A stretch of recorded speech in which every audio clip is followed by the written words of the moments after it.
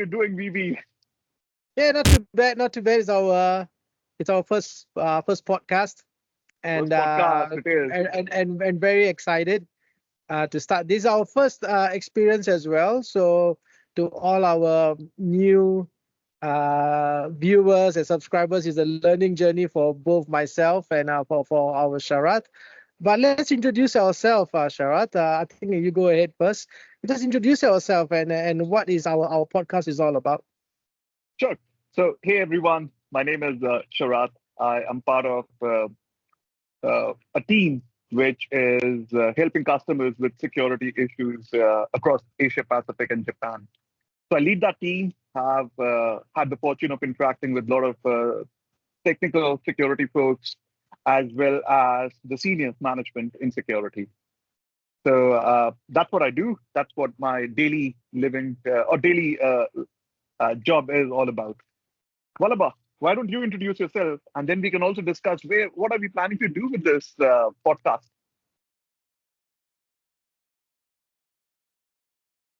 Good.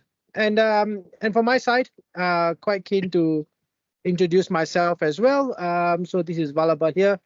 I've been in cybersecurity from a headhunter for the last 10 years, and then the last 3 years plus I've been in cybersecurity, dealing with decision makers, key decision makers, many around discussing an idea about cybersecurity. I also manage a team as well. I manage across APJ just like Sharat, and the reason why this whole reason why we came up with this podcast is something to share knowledge, a bit of a laughter, a bit of a banter, lighten down the mood. There's a lot of a mixture of energies coming up from various social medias around cybersecurity, around CISOs having a hard time. So the idea here behind here is Charlotte has the both of us have the blessings of talking to really tier one cybersecurity practitioners, and Sharat is talking to the technical people, and myself more from the business side. And this is where we want to share a bit of a knowledge, a bit about what's going on, and it will be quite nice to actually even have a forum for people to even comment. Maybe there's a learning experience for all of us. And the reason why we came up with this thing called Cyber Banterz is actually Sharat's idea, but I get where he's coming from as well. Cyber, if it's taken with a pinch of salt, taken with a pinch of humor, cyber is actually fun place to be. And you can be serious, you can be fun, but main thing is let us focus on the outcome. And that is where we are always striving towards. It's not a cost center, but rather a revenue generator as well. So to kick things off today, we want to, again, it's our first podcast, but we have been hearing a lot around talent shortage. Something that we at our own respective companies are facing a lot of conversations. And Charles, you want to talk a bit about what's going on in this talent shortage for cybersecurity? Yep. Give us a bit of a... Yep, sure. But before that, Vallabha, I must say, one thing which you said is absolutely wonderful, and I think our audience can really benefit from that, is, and you spoke like a true business leader, right? The way you explained the need for the podcast, that was wonderful. So the business perspective and the technical perspective, bringing it all together with the slight humor, banter, natter, amazing. By the way, I have a question before I start talking about the talent shortage. Why did you choose your background as the swimming pool? It's a lovely background, don't get me wrong, but why a swimming pool? Do you plan to go swimming after the session? I hope so. But it's also kind of apt to our life as cybersecurity executives, whereby it's always a game of swimming. It's either you float or you drown. Across every department in cyber, right? The moment you take a bit of a slack, you drown, and then you can't fly. Obviously, it's always about keep swimming, keep going on. And I thought this would be the perfect background for our first podcast. What do you think? Wonderful. Again, spoken like a true leader. Beautiful. So, cyber skill shortage. You see, and this is something that we can also continue in our subsequent podcast. But that's one of the key things that I wanted to bring and help a lot of people who are new to cybersecurity, people who want to start getting into cybersecurity, I think we need to have a forum where we start presenting things in as simple manner as possible. Try to uh, be their partners in helping them learn and grasp the security concepts, understand the world of cybersecurity, and then not just only for the new uh, people or people who are new to cybersecurity, but I think also addressing the broader picture.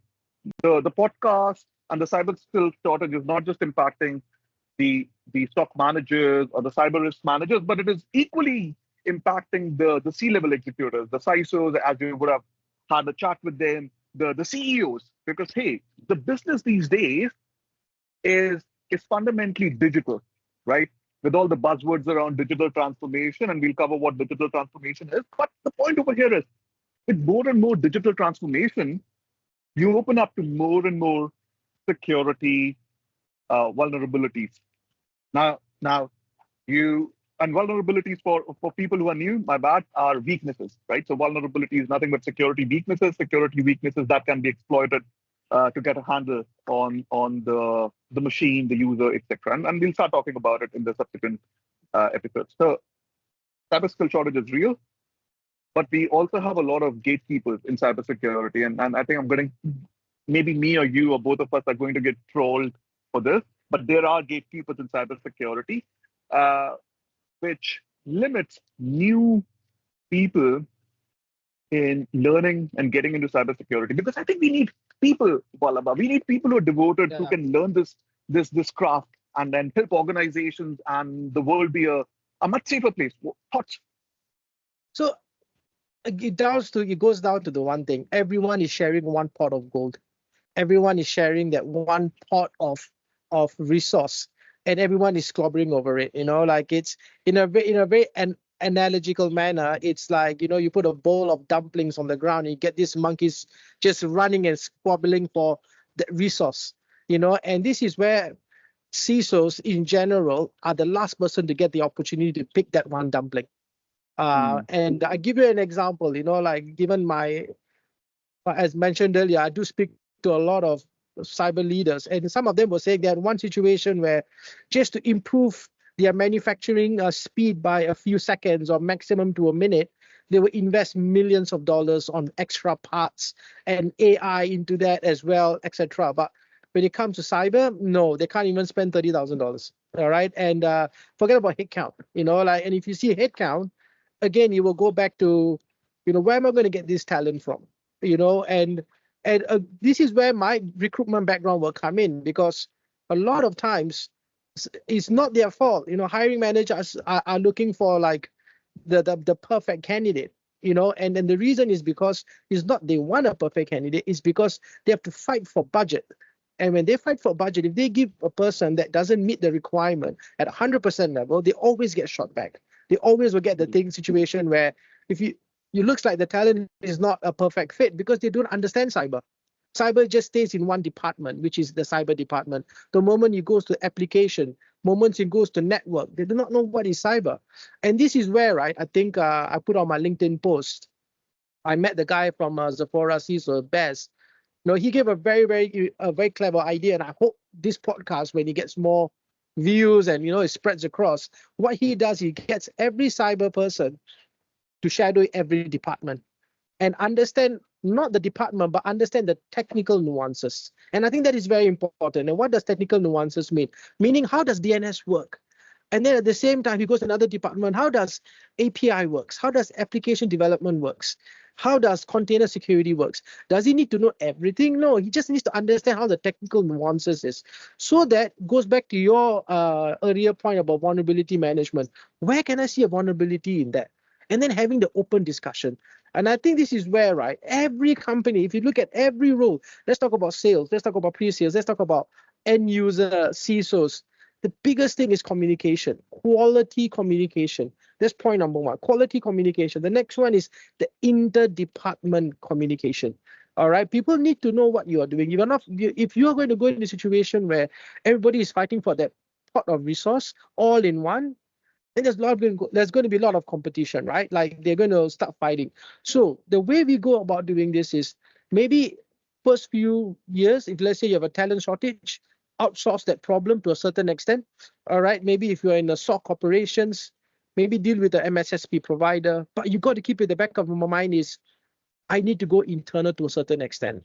All right, you need, like maybe the level 1, level 2s, maybe you can give that problem away, but the keys to kingdom, all those kind of critical infrastructure needs to be done internally. And for that to happen, how do we know the importance? So this is where we need to have a communication gap where the communication is not, they're not talking like you and I, Sharat, we are talking, we talk so well.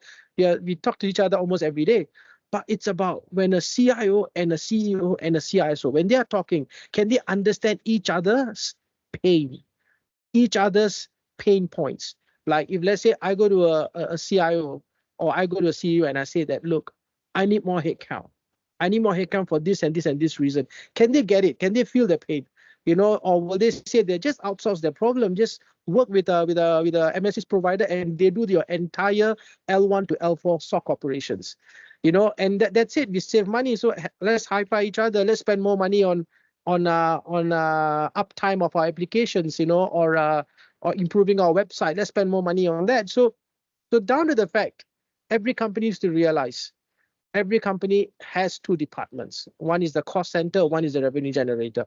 If CISOs wants to get their money's worth in terms of the resource, they need to start moving, having that business outcome mindset, having that that way of like not only business centric but outcome centric, and then try to tell them how using technical resource like technical shortage will generate money for them.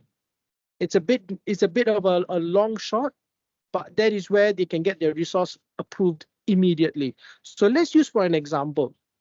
Let's talk about banking. All right. A CISO needs to tell his board of directors why securing their environment will generate revenue, not securing their environment for compliance.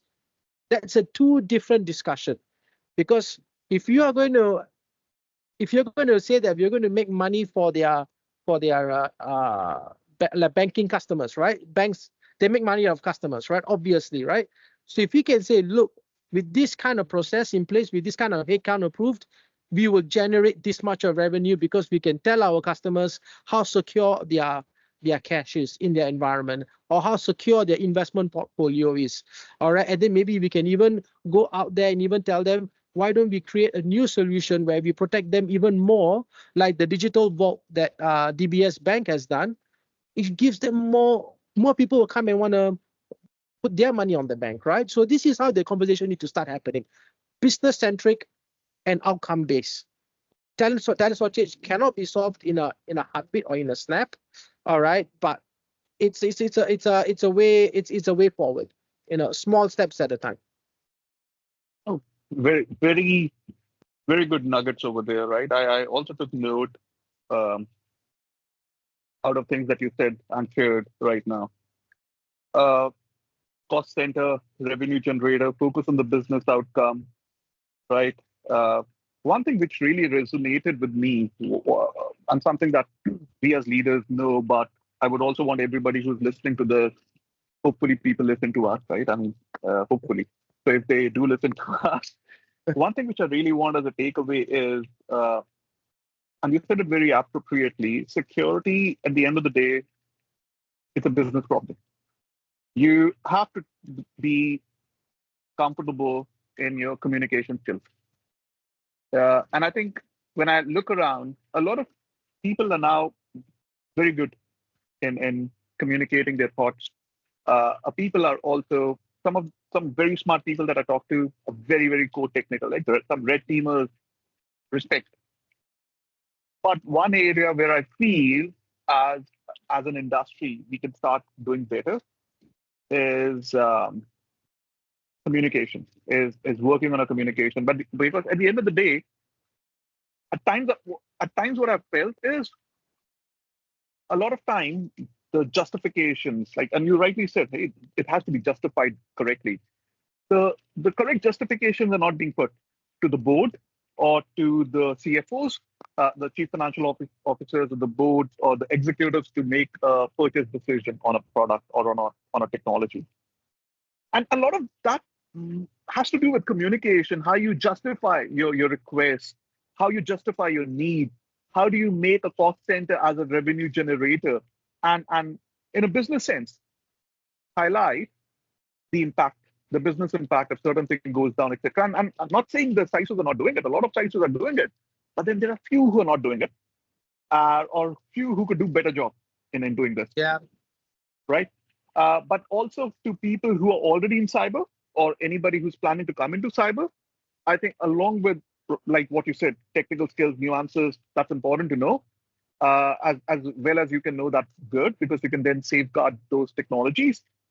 But communicating in a plain layman terms to other technical stakeholders, non-cyber people, and business management, I think is a key critical skill which is must have in my opinion. It's funny that you mentioned about the technical shortage in terms of getting people into the industry. I just want you to do an experiment. Those who are listening as well. We'll look at all the job opportunities for cybersecurity analysts.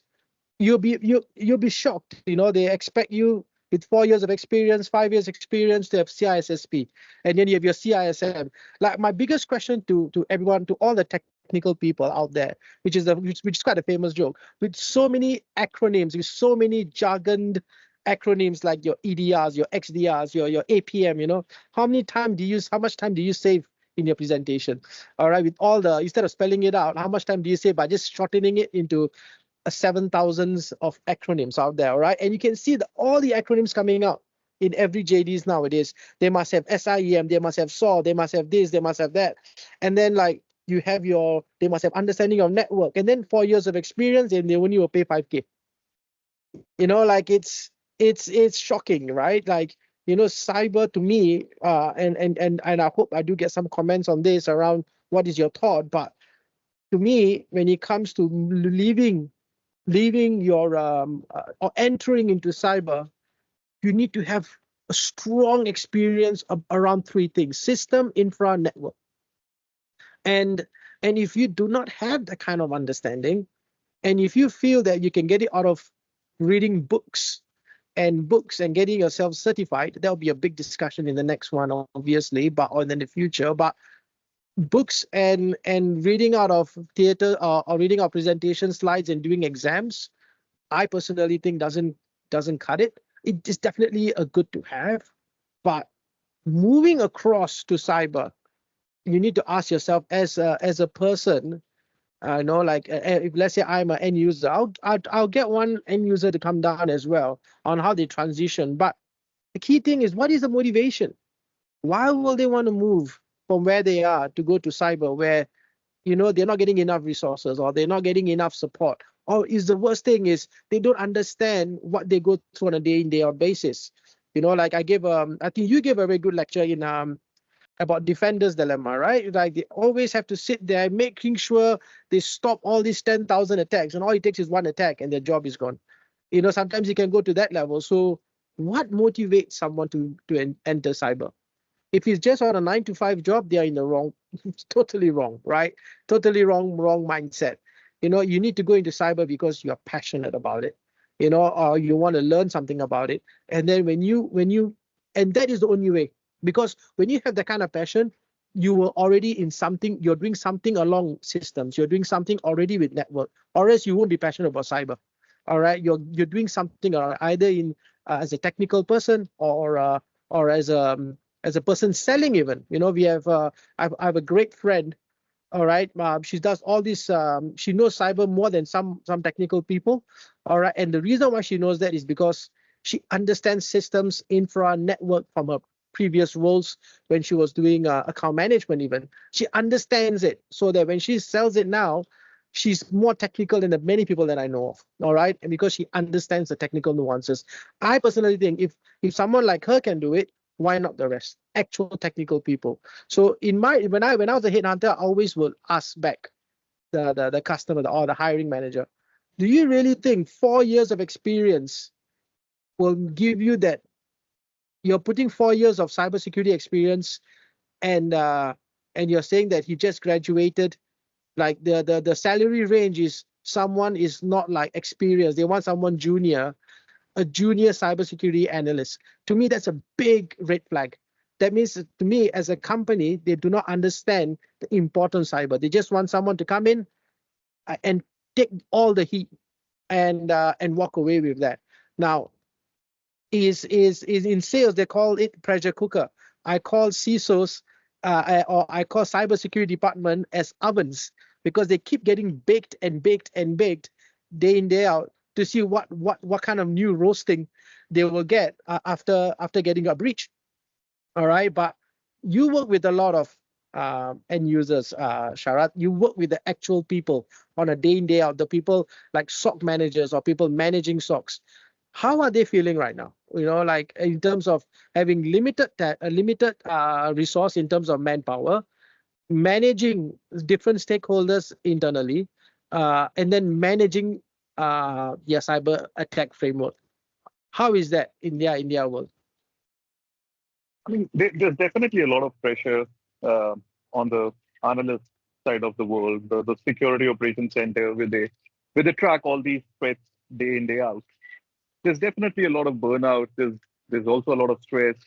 Um, but one thing which I really like about cyber, except the stress part, is the notion, or this concept of being together. Like if you see right from a CISO all the way to an analyst, blue teamer or a red teamer, they're all working on a common goal, and there's a lot of a team spirit in cyber. Like everybody's trying to help everyone else, and this is another area that really drives me, right? It drives me and passions me to keep working in cyber, because I see a lot of people. I've not met any person in cyber who's like, we do not want anybody who's not non-cyber to come and join us. Right? They're always very welcoming, and they'll always be very helpful. And that's one part about cyber that I really like. Having said that, in a customer centers, or in a security operations center, some of the customers that we speak with, or even a lot of friends that are working, and some of the common friends we have, VB, that are working in security operations center, the burnout is real, and the talent crunch is real. And that's why I think we have to let new people come and join us, people who are willing to learn, willing to be part of this community. I mean, community was the word that I was looking for. Like the cyber is a community where everybody's trying to help each other. It's trying to focus on a common goal. And being a part of this community, I think it is lovely. Everybody focused on a common goal. When we talk to the customers and to our partners and also to our friends, it's all on the same topic. How do we defend the organization? How do we protect our critical infrastructures? How do we make common people safe, right? How do we make these digital transactions, these booming economies safer?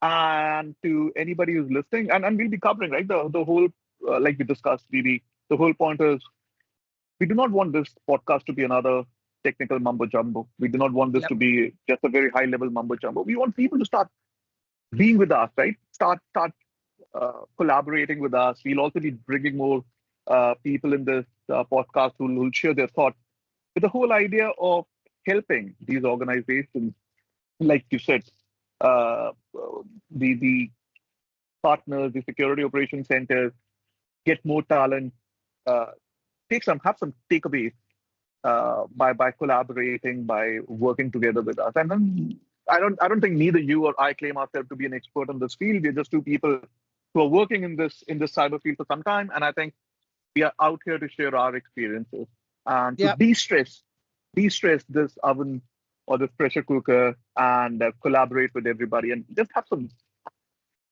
fun, laughter, and natter while we are doing this. So you see, you brought interesting again, right? Like, why not? Why not? We'd love to see some of our subscribers using this in their own environment. Why not you get network people to be in the cybersecurity department for to see what is the technical nuances of a cybersecurity team.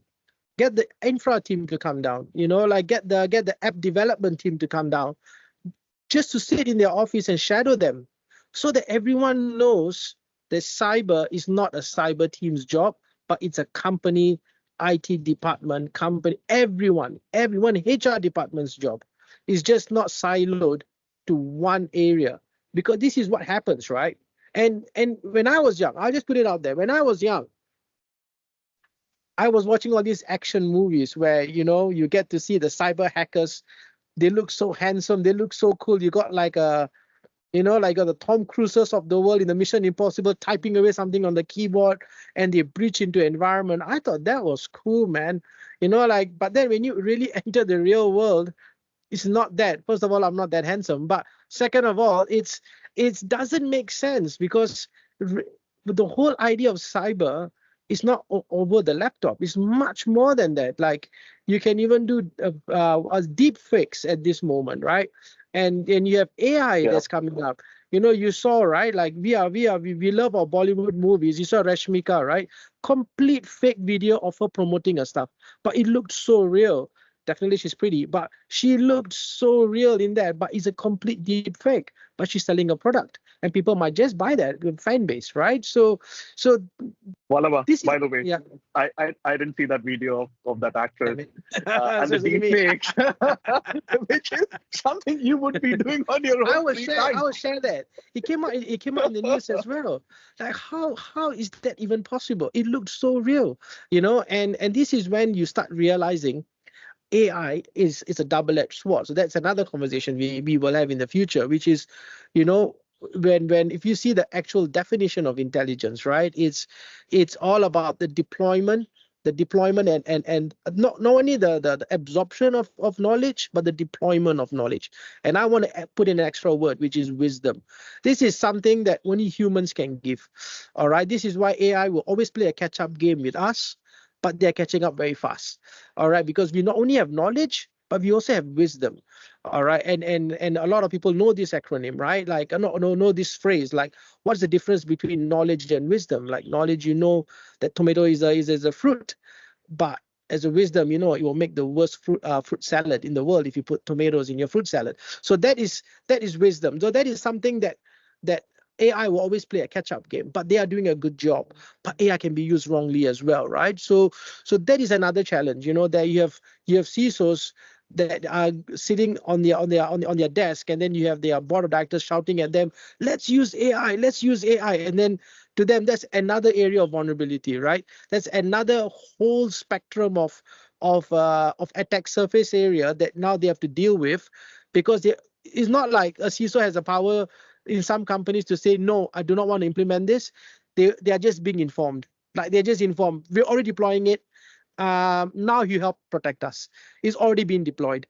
All right. So that is another area where can I want to sometimes even put it out there. Maybe we can have a topic about this. I'll get a CISO down as well. What is the real voice of a CISO? What is the real voice of a cyber? Where can they be heard, and why are they not being heard? That is another, and this I will get definitely a guest for this, because I want to know their perspective as well, right? Because both of us are also learning, also our listeners as well. All right. And in terms of that whole conversations around what are the next steps for someone like who has a limited talent shortage, look at your IT department. All right, look at the IT department that you currently have. And if I were you, look at those who are in the infra and the system space.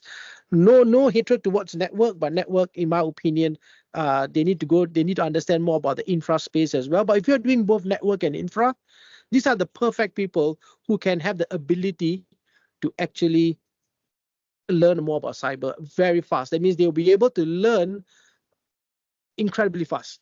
But the only way for them to do that is when a CISO must, again, do what I'm doing or what you are doing, Sharat, to a certain extent, is to sell that idea. They need to sell it. Need to sell it to the IT infra team, telling them why they need to get into cyber. All right. If you have a talent shortage in your team, all right, sell it to them. Don't force it on them. No one likes to be forced on, especially when it comes to cyber, because you are walking in a landmine. All right, literally in a landmine. They were doing something that is safe, managing uptime, managing disaster recovery.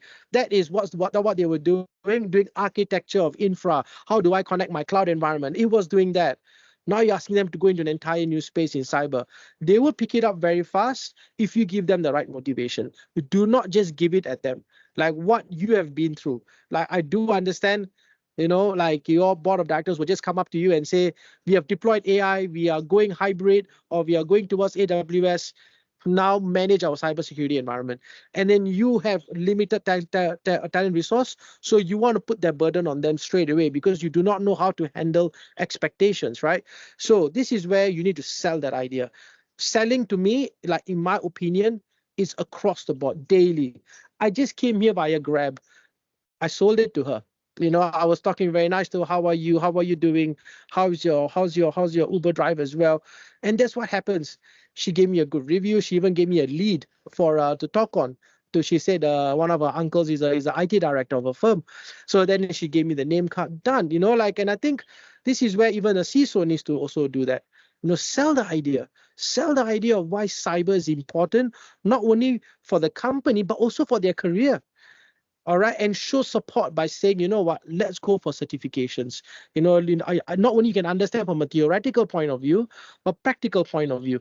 Practical, I think they will do really well, but from a theory point of view, maybe they can go for classes, get certifications. This is where I really like about that. If they can do that, they will get a IT department not only very well versed in infra, but also in cyber. All right, for employee, if I'm one of the employees of that company, I'll be like, my value has gone up as well. Now I understand all the nuances, not only from network, but from infra to systems and also now cyber. So and I think that is where we need to get it. Awesome. Alrighty. So I see we are about 33 minutes. I mean, my only thought is cyber is big. We can, like, there's red team, there's VAPT, there's detection engineering, there's compliance, there's governance. There's a lot of field for a lot of people to pick based on what they really want to do and what their interest is. And gradually we'll start getting into the details of each and every domain and also talk to the leaders of this field. I think we should now, maybe I'll come to your place, maybe to take a dip in the beautiful swimming pool that you have behind you. But this is our first podcast. We'll have many more podcasts coming lined up. And I think you already have an idea for the next topic that you think a lot of people will benefit from. So wonderful. We'll keep it a surprise for now. We'll release it when it is ready. But this one is not going to be like the one that we're recording now. No edits, right? We're just going to go live with this because that's what we do. We roll it live, and it's with all the friendly people who will be listening to us. There's no secrets. I mean, there are secrets, certain secrets, but there's no trolling. There's always fun. If you think there are areas that we can improve, let us know. If there are areas that you need help with, reach out to us. We'll be happy to spend time with you in our personal time. But wonderful talking to you, VB. I'm serious about coming over shortly to your house to take a dip in the water. Okay, we're looking forward to it. All right. See you, everyone. Cheers.